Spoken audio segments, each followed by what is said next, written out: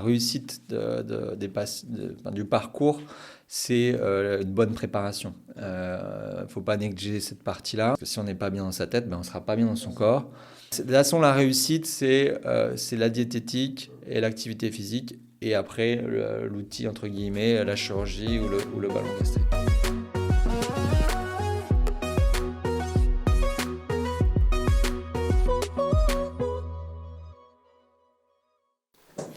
Bonjour et bienvenue sur ce nouvel épisode de podcast Parcours bariatrique avec Kevin. Aujourd'hui, je suis très content de recevoir Dr Krensler, chirurgien à la clinique Bellara de Bayonne et également à l'hôpital Jean Lebon de Dax. À la clinique Jean Lebon de Dax, effectivement. C'est ça. Merci de m'avoir invité. C'est avec plaisir. D'ailleurs, je vous remercie parce que vous avez été le premier à me faire confiance. Vous avez tout de suite répondu. Avec plaisir. Donc, je suis très content. On va commencer par se présenter. Très bien. Donc, vous présentez en général les études, là vous exercez.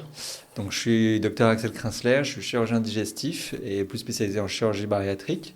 Je suis originaire du Var, j'ai fait une première partie de mes études à Marseille. Puis j'ai décidé de faire la chirurgie où j'ai fait l'internat à Bordeaux, plusieurs stages dans les hôpitaux de la région d'Aquitaine, des stages aussi en région parisienne. Puis j'ai fini mon cursus à Lille, où j'ai terminé dans le service du professeur Patou, qui est un service reconnu en chirurgie bariatrique et dont je me suis inspiré pour créer mon modèle ici à Bayonne et à Dax. C'est-à-dire qu'on avait une prise en charge globale, multidisciplinaire, c'est-à-dire pas que les chirurgiens et les médecins d'un côté, on était tous réunis dans le même service qui permettait une prise en charge optimale pour le patient. Actuellement, j'exerce depuis 2018 à la clinique Jean Lebon à Dax et à la clinique Bellara depuis 2021. J'ai mis en place un parcours et une équipe sur les deux établissements, donc sur le territoire des Landes et le territoire du Pays Basque. J'ai repris l'activité d'un ancien confrère, Dr Simon, qui était déjà spécialisé en chirurgie bariatrique. Donc j'assure le suivi de ces patients. Et voilà, donc il y a une équipe multidisciplinaire sur chaque site, chaque ville, qui permet une prise en charge adéquate pour les patients. Oui, bien complète. J'ai vu qu'il y avait un suivi. Tous les gens qui suivent ce suivi, ils sont vraiment très contents. J'ai vu que c'était complet, il y avait toujours du monde de disponible. Et ce qui prépare super bien les gens, à l'avant et à l'après. Exactement. Le plus important, la réussite du parcours, c'est une bonne préparation. Il ne faut pas négliger cette partie-là. C'est au moins 6 mois, 1 an. Ça peut paraître long, mais ce n'est pas tant que ça dans une vie. Et on a remarqué que les meilleurs résultats, c'est les patients qui sont bien préparés avant. Et surtout, pour maintenir le résultat des opérations, ça reste le suivi qui est obligatoire, entre guillemets, surtout pour la santé du patient et de la patiente.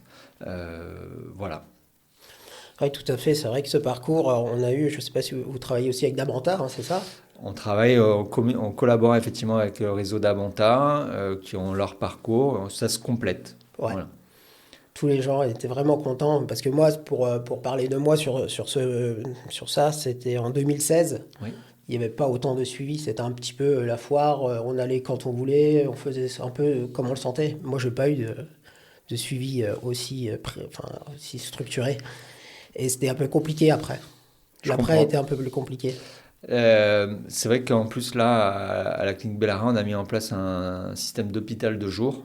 C'est quoi un hôpital de jour? C'est une hospitalisation d'une demi-journée en préopératoire avec une réunion d'information sur les techniques chirurgicales, mais également ils rencontrent déjà les autres professionnels de la clinique qui sont la diététicienne, le psychologue et le professeur d'activité physique adaptée. Et ça, c'est mis en place également en post-opératoire et ça permet de relancer les patients, d'avoir un suivi régulier.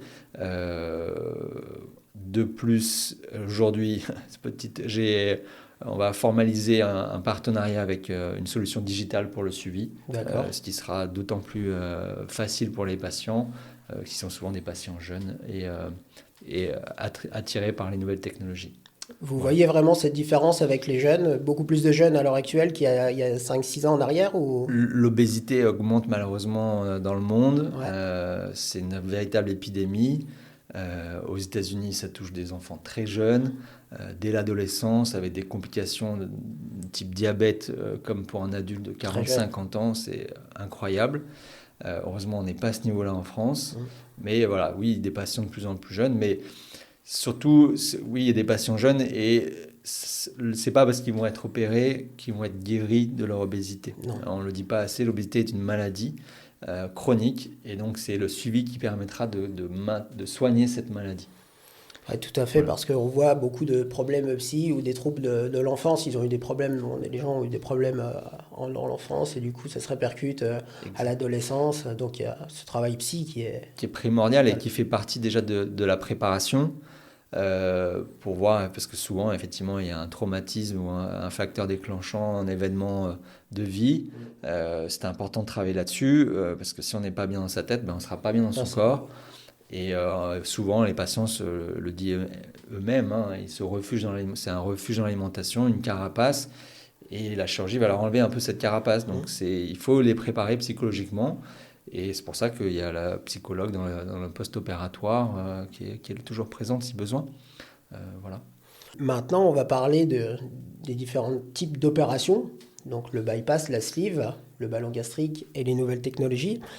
On va partir du principe que les gens, ils rentrent sur ce podcast, ils l'écoutent, ils le regardent, ils n'y connaissent pas grand-chose, ils sont renseignés sur le sujet, ils veulent se faire opérer, mais on doit leur apporter les détails de telle opération, pourquoi on en choisit une, pourquoi on choisit l'autre. Comment vous décidez ça avec le patient? Alors, la plupart des patients, ce qui est important, c'est que la démarche vienne du patient. C'est pas la famille qui va prendre rendez-vous pour le patient. Il faut que le patient, la patiente, il y a plus de femmes quand même, elles ont le déclic et elles se disent, allez, là, il faut que j'y aille, il faut que j'aille voir un professionnel, ça fait trop d'années, j'arrive pas, j'ai tout essayé. Voilà. Souvent, elles franchissent la porte de mon cabinet et elles disent, voilà, je sais plus quoi faire, j'ai tout essayé, je n'arrive pas. Donc, on fait un point sur son état de santé, ses antécédents, son parcours. Et déjà, on définit si elle rentre dans les critères pour la chirurgie. Parce que c'est une chirurgie qui est maintenant très encadrée. C'est vrai qu'il y a on va dire 10 ans, 15 ans, c'était pas assez bien encadré. Il y a eu des dérives, malheureusement. Mais maintenant, c'est vraiment très protocolisé, encadré par la sécurité sociale.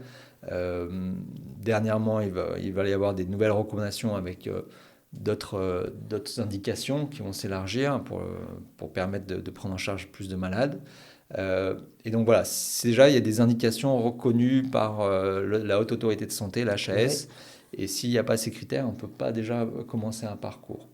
Donc il y a des critères de poids, voilà, et aussi des maladies associées à l'obésité. Ça peut aller de l'apnée du sommeil à l'hypertension, à des douleurs articulaires. Enfin, il y a tout un panel qui deviennent de plus en plus importantes. Et ça, c'est des maladies qui vont être améliorées par la chirurgie. Et donc ça, c'est les critères officiels. Quand il y en a ces critères, les patients commencent le parcours, ils rencontrent les différents collaborateurs. Et après, suivant les résultats des examens, suivant le patient, l'âge, il y a beaucoup de critères, on décide telle ou telle opération. Les opérations les plus anciennes, c'était l'anogastrique, très connue, je ne fais plus, qui ne se fait plus parce qu'il y a des questions d'inconfort, de suivi. En France, c'est quasiment abandonné. Cette opération a été remplacée par la sleeve gastrectomie. Donc, sleeve gastrectomie, qu'est-ce que c'est on enlève les 2/3 de l'estomac. D'accord. Ça va avoir un effet de restriction. C'est le mécanisme pour la perte de poids. On va vraiment réduire les quantités qu'on peut manger. Après, il y a eu une deuxième intervention qui existe maintenant, qui est ancienne. On a beaucoup de recul aussi, comme la sleeve. C'est le bypass gastrique en Y. Il y a 2 types de bypass. Il y a le Omega Omni bypass qui actuellement n'est pas autorisé en France. Et le bypass en Y standard. On ajoute en fait un deuxième mécanisme à cette opération. En plus de la restriction, on coupe l'estomac en deux, on n'enlève rien du corps et on fait une petite poche d'estomac où les aliments vont arriver et on court-circuite le reste de l'estomac en prenant l'intestin qu'on vient coudre sur l'estomac et on refait notre couture avec les 2 autres morceaux d'intestin. Il faut bien sûr, j'explique tout ça bien sûr avec des schémas parce que oui, bien sûr, là c'est un peu difficile de décrire, voilà. Et en fait, on crée une mauvaise absorption des graisses Et c'est comme ça qu'on perd un peu plus avec le bypass. D'accord. Et qu'on a une bonne efficacité sur le long terme. Mais ça entraîne un peu de carence de vitamines et donc ça nécessite un cachet de vitamines à vie. Voilà. D'accord. Mais c'est une bonne opération. Qui a un taux de réussite Qui a un bon taux de réussite. Moi, comme je dis toujours, que ce soit la sleeve ou le bypass ou tout autre procédé pour perdre du poids, ce ne sont que des outils Oui. qui font perdre une certaine quantité de poids en un temps donné. La chirurgie, on va perdre sur 1 an et demi, 2 ans maximum pour le bypass. Et après, le poids se stabilise. Et donc, c'est vraiment le suivi qui va permettre de maintenir la perte de poids. Et donc, souvent, que ce soit sleeve ou bypass, on a à peu près les mêmes résultats sur le long terme. Et on perd, après, ça dépend du poids de départ. Mais pour vous donner un exemple, on parle en excès de poids. Si, mettons, on dit toujours pour 1m60, 60 kg, Ouais. ou 1m70, 70 kg. moyenne. Voilà, en moyenne. Pour revenir à ces poids-là, on prend par exemple 1m60, 120 kg, il y a 60 kg en trop, c'est Ouais. l'excès de poids, et c'est là-dessus qu'on va pouvoir perdre. Et on perd en moyenne à 5 ans 70-80%.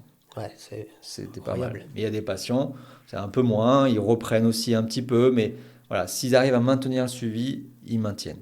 Ils maintiennent le poids de toute Ils manière. maintiennent le poids. Si on suit les S'ils arrêtent le protocoles. suivi, s'ils reprennent des mauvaises habitudes, je leur dis toujours, un événement de vie, un décès, un divorce, quelque chose, un traumatisme, Vous allez en parler. besoin d'en parler, revenez nous voir. Pas de culpabilité si vous prenez un peu de poids, mais revenez nous voir avant d'avoir repris Oui, que ça soit trop tard. Que ce soit trop tard. Mais Exactement. après, du coup, là, on passe, enfin, la sleeve et le bypass, Oui. on parle de la prise de poids, mais je vois beaucoup de personnes qui demandent ou qui font une conversion. Ils sont en sleeve, ils reprennent du poids, et là, on le retransforme en bypass. Tout à fait.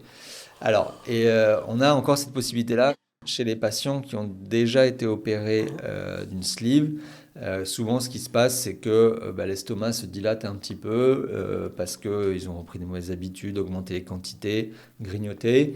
Et on arrive à recouper cet estomac pour faire un bypass et rajouter donc le mécanisme de la mauvaise absorption des graisses pour essayer de reperdre du poids. Il faut quand même savoir, moi ça m'arrive régulièrement d'avoir des patients qui ont eu un anneau il y a 20 ans, Ouais. et puis il y a 10 ans ils ont eu une sleeve, et puis ils viennent me voir et ils ont repris du poids. Chaque deuxième ou troisième intervention, on va moins perdre que pour une première intervention. Voilà.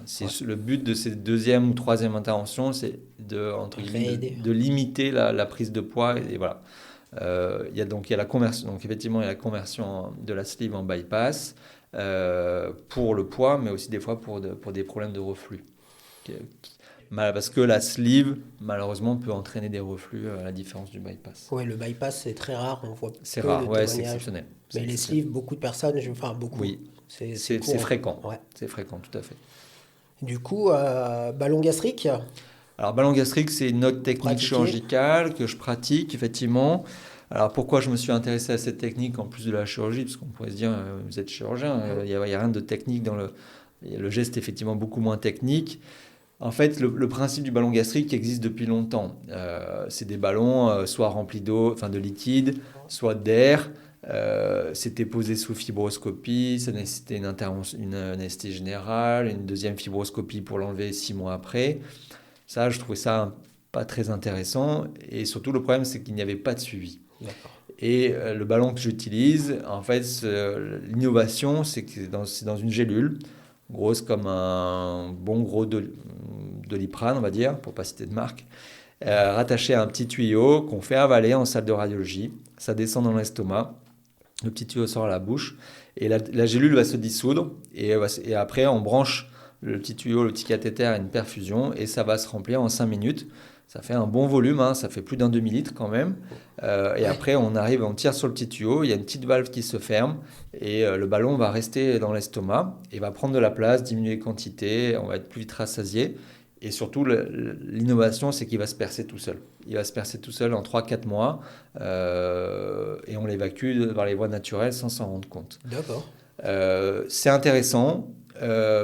Au départ, je me suis intéressé à cette technologie pour les patients qui ne rentraient pas dans les critères de la chirurgie. J'ai des patients, ils étaient en dessous du poids nécessaire pour la chirurgie. Ils me disaient, mais qu'est-ce que je peux faire?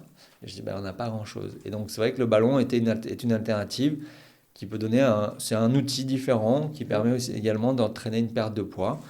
Alors, ça marche si les patients vraiment s'y mettent. Oui, il faut qu'ils mettent du leur Voilà, aussi, quoi. Il faut qu'ils suivent ce exactement. protocole. Voilà, de toute façon, la réussite, c'est la diététique et l'activité physique. Et après, l'outil, entre guillemets, la chirurgie, ou le ballon gastrique. Et du coup, sur ces 3 technologies, enfin bypass, c'est la sleeve Oui. qu'on vient de dire, comment le patient vient chez vous Oui. et comment vous choisissez la bonne chirurgie adaptée à la personne en fonction de sa maladie ou Alors, il y a effectivement les problèmes de poids. Il y a aussi la volonté du patient. Pour moi, c'est assez important. Il y a des patients qui sont dans les critères de la chirurgie, mais qui ne veulent pas de chirurgie, qui veulent un ballon. Je leur dis pourquoi pas, mais on a des fois des très bons résultats. Hein. Des patients qui arrivent à perdre 25-30 kilos avec un ballon, sans chirurgie, c'est très bien.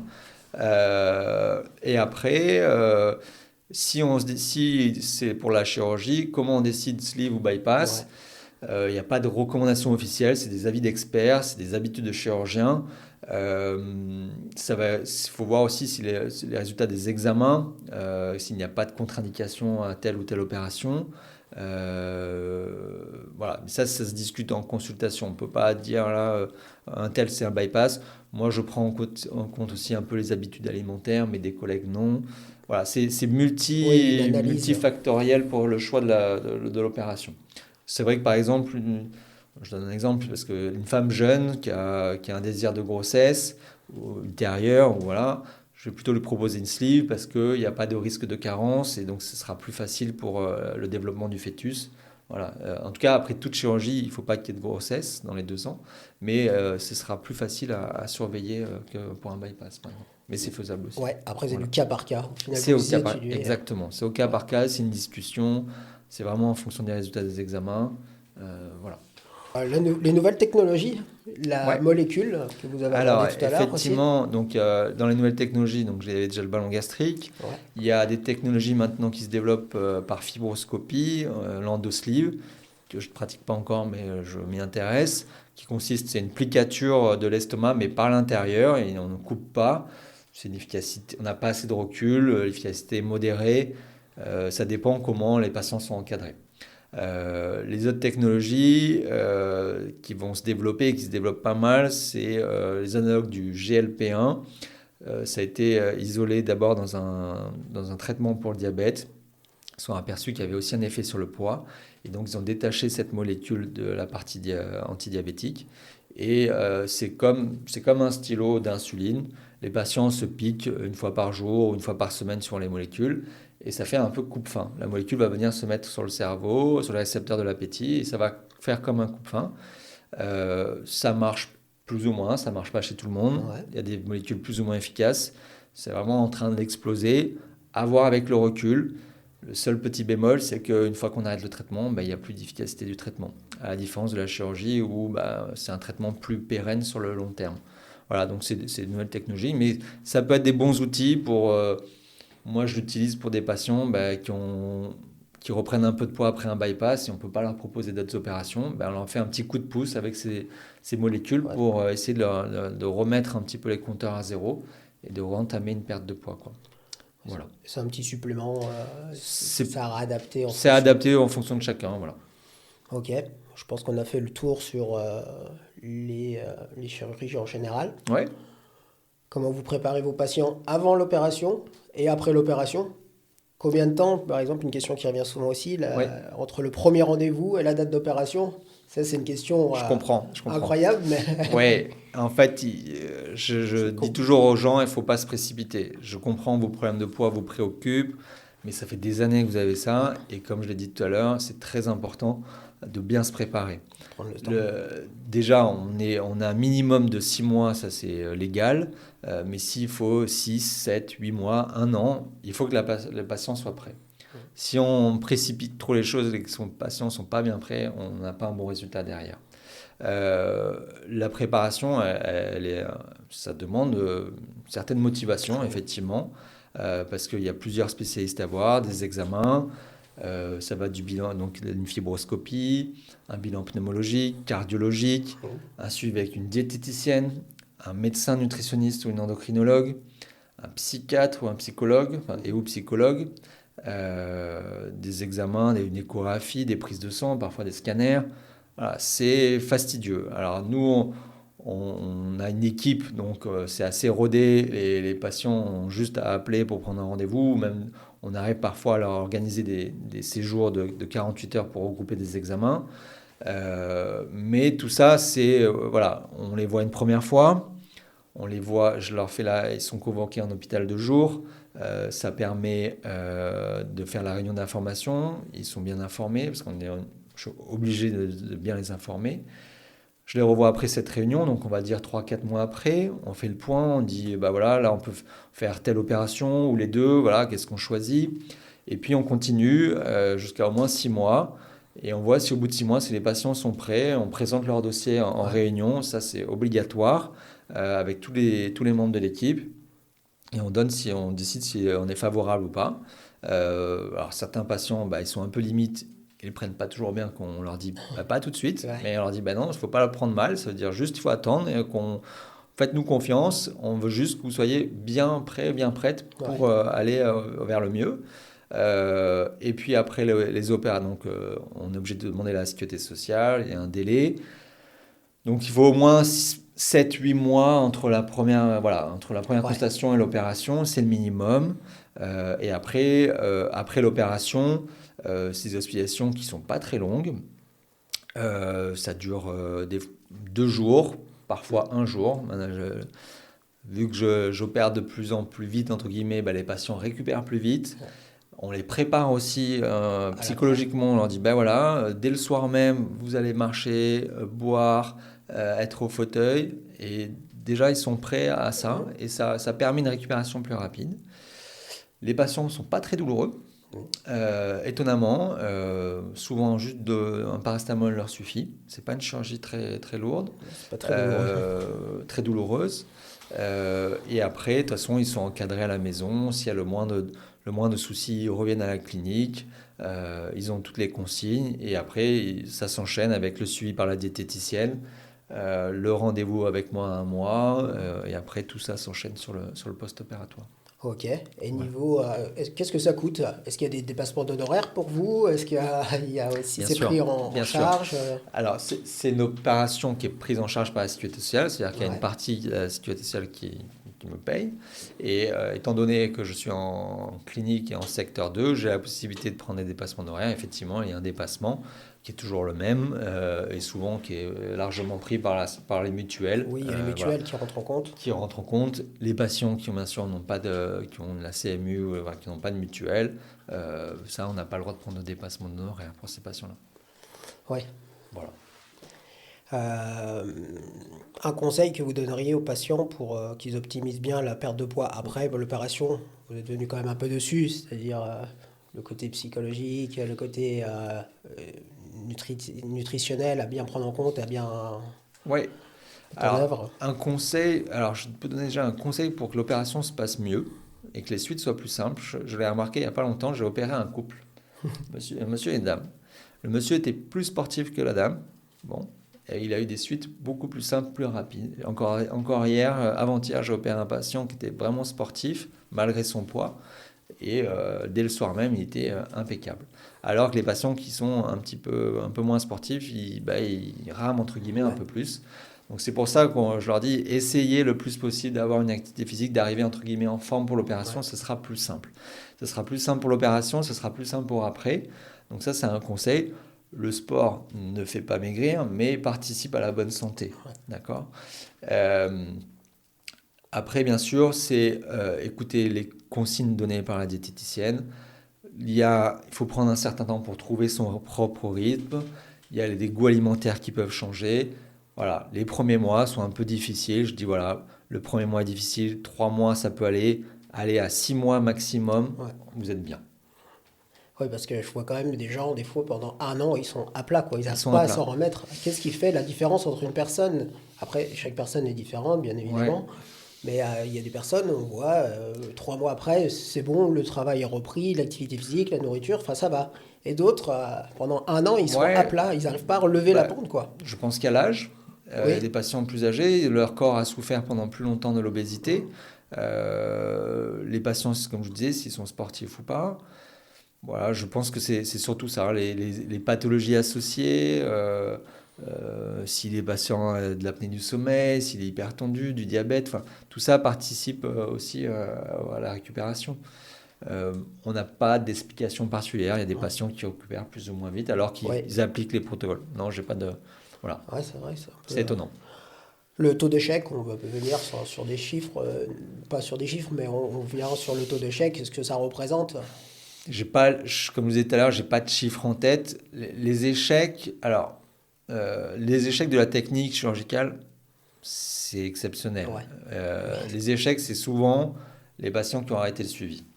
Clairement. Si, voilà, je dis toujours, n'arrêtez pas le suivi, même si vous déménagez, continuez un suivi avec quelqu'un, avec une autre équipe spécialisée. Si vous reprenez un petit peu de poids, parce qu'après on se voit tous les ans, entre deux consultations, n'hésitez pas à revenir nous voir. Voilà, les échecs, c'est comme les événements de vie qui déclenchent une reprise de ouais, c'est poids, de ça. mauvaises habitudes. Clairement, c'est pas la technique chirurgicale qui crée l'échec. Non, c'est la personne qui ne fait plus le suivi ou alors il y a un événement Voilà, dans sa vie qui fait qu'il reprenne du poids, quoi. exactement. Donc le suivi psychologique est important, comme le disiez tout à l'heure, je rebondis là-dessus, et c'est vrai qu'on le conseille fortement à certains patients qui sont plus ou moins fragiles. Ouais. Voilà, Moi, je tout à pense que fait. ça va impacter parce que je ne l'ai pas fait, le suivi psychologique après l'opération. Je suis retourné 2 fois voir la psychologue. Je n'y suis plus allé. Et je pense Ouais, que vraiment, réellement, ça a eu un impact sur moi. Je pensais pas, d'accord. mais je pense que là, avec du recul, je vois que ça avait eu un impact. Jamais trop tard. Donc j'ai repris. Très bien.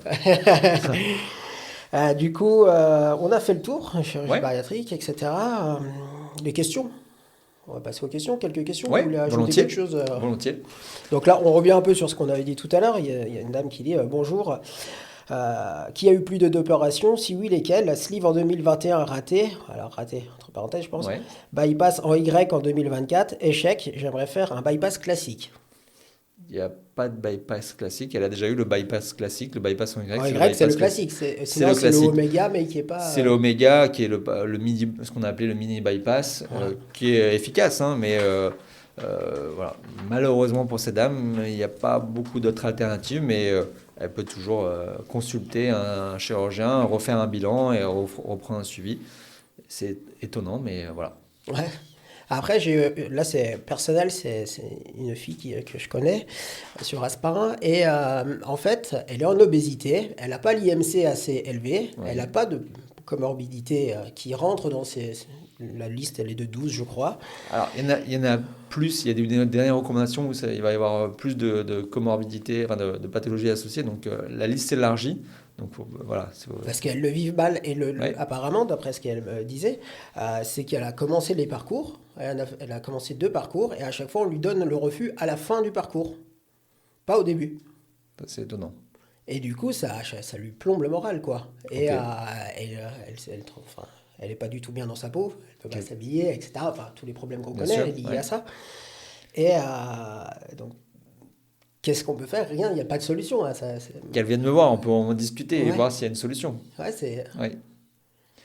Bah, comme je disais tout à l'heure, les solutions quand la chirurgie n'est pas, enfin, quand les patients ne sont pas dans les critères de la chirurgie, Mhm.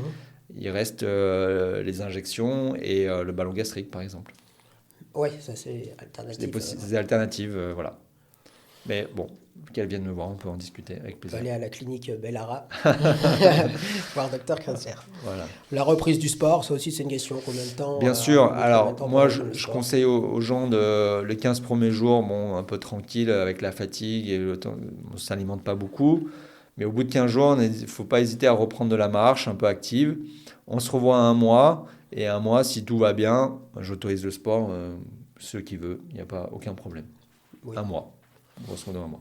Une question aussi qui revient, l'alimentation, donc post-opératoire. On revient sur Oui. la préopération. Est-ce que vous avez des Le type d'alimentation? types d'alimentation Ouais. lisse, mixée Oui, ça c'est plutôt mes diététiciennes qui s'occupent de Ouais, non, ça. mais si parce qu'en fait, le protocole apparemment de chaque chirurgien diffère un peu, c'est pas Oui, spécialement la diète. Est-ce que vous avez une. En, Comment en dire? fait, c'est surtout qu'il y ait les apports suffisants. Ouais, Après, la texture, bah, c'est vrai que certains patients, ça, les morceaux, ils ont un peu du mal, ça coince. Donc voilà, c'est pas grave si c'est un peu mixé au début. C'est vrai qu'on conseille les premiers temps du mixer, mais c'est toujours bien d'avoir la mastication. Donc on réintroduit quand même rapidement les morceaux. ouais. Voilà. Quelles sont les attentes de la chirurgie bariatrique avec un diabète de type 2, de l'apnée du sommeil et de l'hypertension? Qu'est-ce qu'on peut Alors, attendre qu'est-ce qu'on peut attendre? Ben, la de ça? guérison. Ouais, La guérison, clairement. En fait, le corps, avec la perte de poids, alors peu importe le type d'opération, mais le fait de perdre du poids, ça crée moins d'inflammation et ça va réduire les pathologies. L'hypertension, ils vont réduire leur traitement, on peut peut-être l'arrêter. L'apnée du sommeil, ben, ils en ont peut-être plus, quasi, ouais, voilà. Et le diabète de type 2, il est plutôt recommandé de faire des bypass parce qu'on s'est vraiment aperçu, enfin c'est étudié, c'est prouvé que le bypass chez les patients diabétiques, ben, ça les guérit. Ça peut ouais. les guérir, c'est-à-dire plus de traitement du diabète, ce qui est quand même bien. Oui, je pense Voilà. que c'est c'est quand même Donc incroyable. que du bénéfice avec la Ouais. perte de poids, mais c'est la perte de poids en C'est général. lié, ouais. C'est lié à la perte de poids. Oui. Ensuite, à quel moment on peut avoir des complications avec cette vésicule biliaire? À Ouais, quoi elle sert? Et quelles complications on peut avoir? avec la chirurgie. Et Alors avec la chirurgie, effectivement, toujours. c'est les complications, on les connaît bien. Plus les centres qui font beaucoup de chirurgie, comme à Bellara, on a moins de complications qu'un petit centre, on va dire. Le taux de complications, ça peut aller, comme je dis, à la rayon d'information. Ça peut aller de la petite infection du cathéter à l'infection urinaire, ou l'embolie pulmonaire, ou la réintervention pour un saignement ou une fuite sur une couture. C'est entre 0 et 5%, quoi, on va dire. Oui, Voilà. c'est pas. C'est pas énorme par rapport à faut quand même pas euh, diminuer cette chirurgie, enfin, comment dire, c'est pas la minimiser. Ça reste quand même une chirurgie lourde avec des conséquences. Dans 99,99% des cas, ça se passe très bien parce que c'est souvent des patients qui sont quand même jeunes. Mais voilà, ça arrive qu'il y a des complications. Il y a un taux de mortalité qui est 2 pour 1000. Voilà, quand Oui, ça c'est. arrive, c'est rare, c'est dramatique. Euh, on les connaît. Les plus grosses complications, c'est les 15 premiers jours, on va dire, au premier mois. Les saignements, les fuites, les infections. Et après, sur le long terme, la vésicule biliaire, en fait, on vérifie avant l'intervention s'il y a déjà des calculs ou pas dans la vésicule biliaire. C'est-à-dire que la prise de poids peut fabriquer des calculs dans la vésicule, mais la perte de poids, étonnamment aussi, peut Aussi, ouais. en faire fabriquer. Ah Alors, oui. on met des traitements pour éviter cela les premiers mois, les 6 premiers mois pour éviter la formation de ces calculs, parce que c'est là où il y a la plus grosse perte de poids. Et moi, j'ai l'habitude de recontrôler pour voir s'il y a des calculs dans la vésicule, et on l'enlève parfois si besoin. Et si besoin, au cas Effectivement. extrême, vous la supprimez. Extrême, alors pour la sleeve, c'est au cas par cas, c'est s'il y a des symptômes. Et pour le bypass, s'il y a des calculs, on l'enlève systématique en prévention de d'autres complications qui seraient plus compliquées à prendre en charge du fait du bypass, en fait. D'accord. Voilà. Ok. Je pense qu'on a fait le tour. Ouais. Est-ce que vous voulez rajouter quelque chose de particulier, un sujet que je n'aurais pas abordé ou qu'on n'aurait pas abordé, que vous voulez mettre en avant? Alors, ce que je veux mettre en Important. avant, c'est que le patient doit être bien informé sur cette chirurgie, il doit être motivé et surtout il doit faire la balance bénéfice-risque. Mhm. Oui, il y a des risques à cette opération, mais il y a des bénéfices à se faire opérer parce que la perte de poids, eh ben, ça va améliorer la qualité de vie, diminuer les risques de maladies cardiovasculaires, de cancer, parce que l'obésité, comme je disais tout à l'heure, ça crée une inflammation, donc ça favorise les maladies inflammatoires, les cancers, les problèmes cardiaques, et surtout ça diminue l'espérance de vie. Un patient qui est obèse, bah, il vit 7 ou 8 ans de moins qu'un patient Ouais. à un poids normal. Donc voilà, pour tout ça, il y a de gros bénéfices à se faire opérer. Ça peut faire peur, mais c'est bien, quand c'est bien encadré, c'est bien suivi. Ça, comme je disais, ça se passe bien dans la plupart des cas. Bon, super. Voilà. Docteur Krensler, merci. Merci à vous. On peut vous retrouver à la clinique Bellara, comme on a dit, Jean Lebon. Tout à fait. Sur les réseaux, est-ce que vous avez J'ai une petite page Facebook une que j'ai petite un peu page du Facebook mal à alimenter, je ne ah, prends pas ah, le temps. qu'on Mais mettra en avant tout de même? voilà. Avec plaisir. Merci de m'avoir fait confiance. Merci d'avoir pris du temps pour venir ici. Je vous en Et prie. peut-être à une prochaine. Je vous remercie. Oui, volontiers. Merci à tous d'avoir écouté, d'avoir suivi ce podcast. C'est grâce à vous si on arrive à grandir. Si cet épisode vous a plu, n'hésitez surtout pas à partager, liker, commenter. On accepte tous les commentaires, toujours dans la bienveillance s'il vous plaît, et constructif. De nouveau, je vous remercie d'avoir suivi cet épisode. À très vite pour un nouvel épisode. Prenez soin de vous. Bye.